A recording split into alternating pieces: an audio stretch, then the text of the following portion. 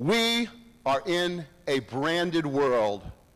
We are in a branded world. Years ago, I had a Toshiba copy machine in my office, and I used to ask my assistant to shoot me a Xerox. Now, I'm not saying it's good, and I'm not saying it's bad, but we're in a branded world. And oh, by the way, a corporate and also personal branded world. As a corporation, as a telco, you want to be trusted. Don't you? You want to be trusted. Well, guess what? That's part of branding. You've got to figure out the right imagery and the right messaging and the right words. By the same token, you represent your telco. And personally, you've got to manage brand you. Why? Because you represent your organization. The way you act, the way you speak, where you go, how you work, your essence is all going to be reflected upon the organization you work with. So concurrently to building your brand, building your telco's brand, you got to build your own personal brand and be respected and be believed. You see, in marketing, we have these terms called identity and equity and essence and image. Well, let's talk a little bit about that. Brand identity, brand image. Changing rapidly, folks. Brand identity is when you develop what you or your company wants to be known for. Brand identity is your strategy. This is the snapshot on me. This is the snapshot on my organization, on the services I provide. This is the snapshot on what I believe people see me as. That's my personal brand identity. Then there's brand image. What's brand image? Anyone? That's the way they see you. Brand identity versus brand image.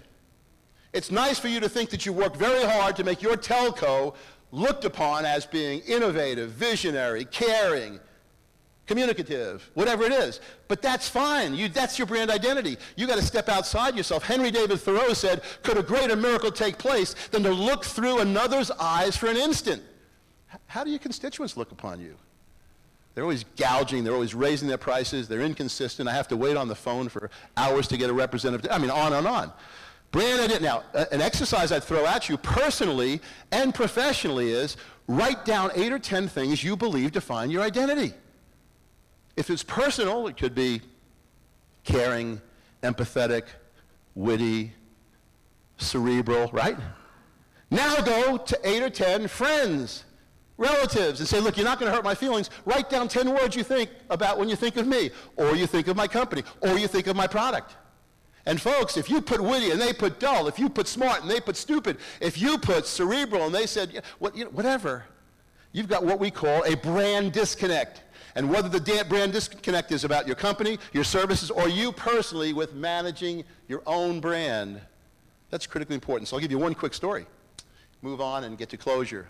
I am staying at the Paris Hotel in Las Vegas. I went to check in, and the manager, or the desk clerk said, Mr. Blumenthal, got some good news and bad news. The bad news is we're out of rooms. The good news is we do have one room available for you if you want it. It's the bridal suite. Okay, I take the bridal suite. I go upstairs and I find 2 floors, spiral staircase, heart-shaped bed, chocolate-covered strawberry. I called Kim up and I said, get on a plane. She had something silly to take care of, like the children. So in any event, so I go down to the health club and I work out. And now I come back to my bridal suite. And I take a shower and I put on a pair of shorts, okay, and I collapse on the bed without a shirt. And I look up. Oh my God, that can't be me.